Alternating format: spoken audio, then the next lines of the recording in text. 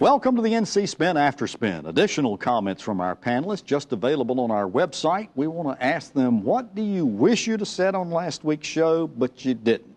Chris Fitzsimon, we'll start with you. Well, we talked about the budget and the claims that there's a $538 million surplus, which we talked about may not be actually a surplus because of things that weren't accounted for, that are inflationary increases and so forth. What also I didn't have a chance to say is that I still am amazed that when we talk about how bad things were when the Republicans took over versus how bad they are now, we forget one little fact, which is the greatest recession, the greatest downturn in the national and state economy since the Great Depression, which I hope nobody can blame on North Carolina Democrats. It happened all over the country, and the administration in Washington, I think, had a large role in it. It decreased state revenues by 40%. So comparing what's going on in 2014 or 2015 and what was going on in 2008 and 2009 is absurd. We literally had the greatest economic downturn in a generation. So it's kind of bogus to say things are much better now than they were. I hope they are, because that was one of the darkest points of our time. Connie, what do you wish you'd have said that you didn't say? Well, about transportation, I know there's commercials running right now saying that we need to spend more money on transportation, have that focus, and there's a bridge that's having problems. I want to say that the General Assembly has spent hundreds of millions of dollars a year for several years now on bridge reconstruction in North Carolina. I live in rural areas of Randolph County, and all the little bridges around me have been replaced.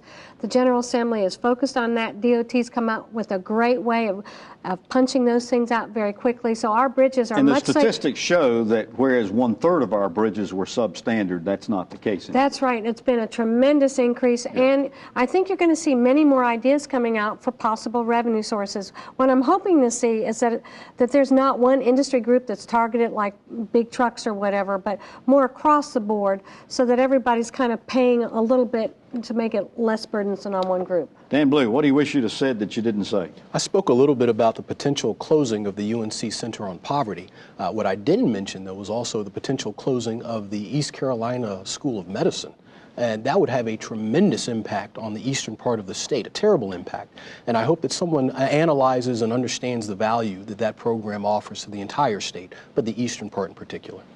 Becky, what do you wish you'd have said that you didn't say? Well, we've started talking about the budget. The governor's going to be coming out with his budget in the next couple weeks, we're hearing, and so those discussions and negotiations will really begin at that point. And I think it's important to remember that these shortfalls that we're talking about are a very small percentage of a $21 billion state general fund budget. But in addition to that, when you put in the federal money that North Carolina gets for state operations, our state budget is over $50 billion. So this is a lot of money. There is a lot of room for improvements, for efficiencies, for things to work better, to cut out duplicative services and to make sure that every state employee is one that is valued so that we can pay those people well. But we really need to look for, I think there's a lot of efficiency measures that we should still be looking for. Well, thanks for watching the After Spin. We'll have more video all during the week on ncspin.com.